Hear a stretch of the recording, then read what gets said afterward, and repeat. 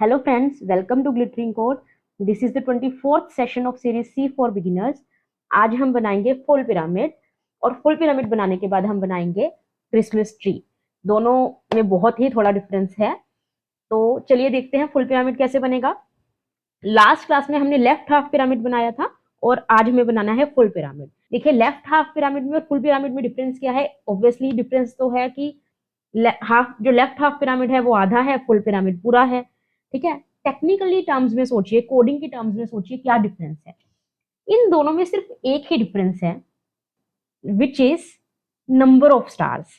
जो left half pyramid है उसमें नंबर ऑफ स्टार्स एक रो में कम है और इधर जो नंबर ऑफ स्टार्स हैं वो ज्यादा हैं। हर एक रो में नंबर ऑफ स्टार्स ज्यादा हैं। पहली रो में तो खैर सेम है, दूसरी रो में इधर 2 हैं, इधर 3 हैं, इधर 3 है, इधर 5 हैं, इधर 4 हैं, इधर 7 हैं, है ना।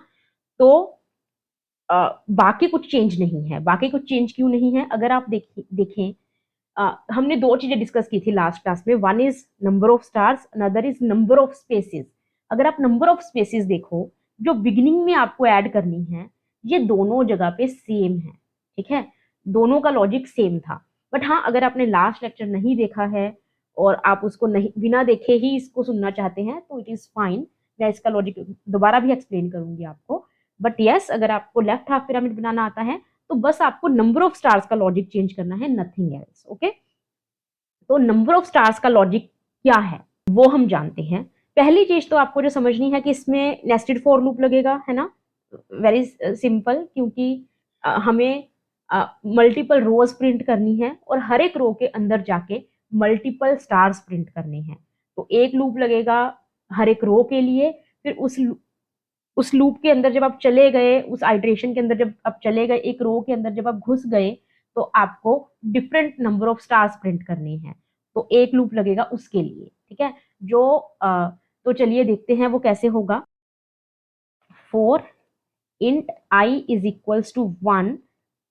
मैं एज ऑलवेज 5 के लिए ही एक्सप्लेन करूंगी, बाद में हम इसकी हाइट को एडजस्ट कर सकते हैं। 5 हाइट के लिए एक बार एक्सप्लेन करूंगी। ओके, तो जो ये i इज इक्वल्स टू 1 है, this is for each row. Okay, each row मतलब जो i है, व्हाट इज i रिप्रेजेंटिंग, मैं हमेशा ऐसे ही आपको एक्सप्लेन करती हूँ। i is representing basically the row number.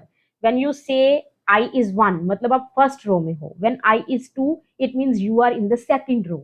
when i is 3 it means you are in the third row and so on। ठीक है, तो अब हमें जो हर एक रो है उसके अंदर कितने स्टार्स प्रिंट करने हैं उसका लॉजिक देखना है। देखिए इसके अंदर तो अगर आप को याद हो, इसके अंदर सिंपल था कि जो भी रो का नंबर था उतने ही स्टार्स प्रिंट करने थे, है ना। बट इसके अंदर आप देखिए, अगर आप पहली रो में हो तो 1 प्रिंट करना है, चलो ये तो ठीक है।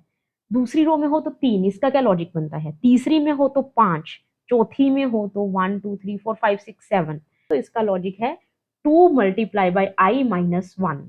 When i is equals to 1 तो नंबर ऑफ स्टार्स कितने होंगे, 2 मल्टीप्लाई बाई आई माइनस 1। तो कितना बना number of stars, 2 into 1 minus 1 will be 1। When the value of i is equals to 2 तो कितने नंबर ऑफ स्टार्स होंगे, 2 multiply by 2 minus 1 that will be 3। When i is equals to 3 तो number of stars कितने होंगे, 2 multiply by 3 minus 1 which is equals to 5। देखिए ये वाला पूरा लॉजिक इसमें फिट बैठ रहा है ना। 1 3 5 7 9 ऐसे ऐसे करके आपका ये बढ़ता जाएगा। आप चाहिए तो i इज इक्वल्स टू 4 के लिए भी देख लीजिए। 2 multiply by 4 minus 1 is equals to 7। i is equals to 5 तो क्या हो जाएगा, 2 multiply by 5 minus 1 this will be 9। ठीक है, तो चलिए इसको करते हैं। For int j is equals to, आप 0 से शुरू करना चाहते हो 0 से भी कर सकते हो, 1 से भी शुरू कर सकते हो। अगर 0 से शुरू करोगे तो कितना होगा, लेस देन साइन यूज करिए। अगर 1 से शुरू कर रहे हो तो less than is equals to sign use करिए। 2 into i minus 1 plus plus j. Okay, तो अब कुछ नहीं करना, प्रिंट एफ, बस स्टार प्रिंट कर दो, दैट्स इट। और जब आपने एक रो प्रिंट कर दी, ये एक रो प्रिंट हो जाएगी आपकी। ठीक है, एक रो का लॉजिक है। इसके बाद हमें क्या करना है, एक न्यू लाइन करेक्टर डालना है। न्यू लाइन करेक्टर कैसे डालते हैं? \n से, ठीक है। तो ये इससे क्या हो गया हमारा, ये हमारे ये ऐसे स्टार्स प्रिंट हो जाएंगे, राइट। ये देखो 1 3 5 7 9। बट इसमें एक ही प्रॉब्लम बची है कि शुरू में हमें कुछ स्पेसिस डालनी है ना।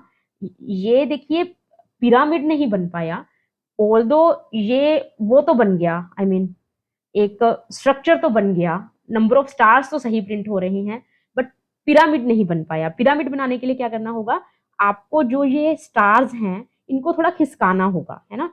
इसको खिसकाने का मतलब क्या है कि आपको कुछ स्पेसिस डालनी होंगी। तो वो स्पेसिस का लॉजिक क्या है, अगर आपने लास्ट लेक्चर देखा है तो आपको आई नो आपको ये लॉजिक पता है। स्पेसिस का लॉजिक क्या है? स्पेसिस का लॉजिक है 5 - i। ओके, 5 - i मतलब अगर आप पहली रो में हो तो आपको 4 स्पेस डालनी है, ठीक है। क्योंकि देखिए पहली रो में आपकी मैक्सिमम नंबर ऑफ स्पेसेस हैं 5। अगर आपका रो का नंबर 1 है तो आपकी मैक्सिमम नंबर ऑफ स्पेसेस आएंगी 5 - 1 4। फिर आप एक लेवल नीचे आए तो आपकी स्पेसेस कम हो गई, 5 - 2 3 स्पेसेस आ जाएंगी। मैं ऐसा करके आपको यहाँ पे दिखाती हूँ। ये देखिए यहाँ पे अगर आप देखोगे ये 4 स्पेसेस हैं, आप देख रहे हैं ये लाइन 1 और कॉलम 5, ठीक है। तो ये 5th कॉलम है। 5th कॉलम मतलब यहाँ पे 4 स्पेसेस हैं। और यहाँ पे आप देखोगे तो यहाँ पे 3 स्पेसेस हैं। This is 4th column. 4th column का मतलब क्या है कि 3 स्पेसेस, तो 5 - 2 3। फिर इसका क्या हुआ, यहाँ पे आपका हो गया 5 - 3 2 spaces, because this is the 3rd column. फिर 5 - 4 एक स्पेस, और 5 - 5 जब आप लास्ट रो में हो तो रो का नंबर है 5, तो 5 - 5 हो गया 0, तो आपकी नंबर ऑफ स्पेसिस 0 हो गई, ठीक है। तो बस आपको ये वाला लॉजिक भी इसके अंदर इंट्रोड्यूस कर देना है।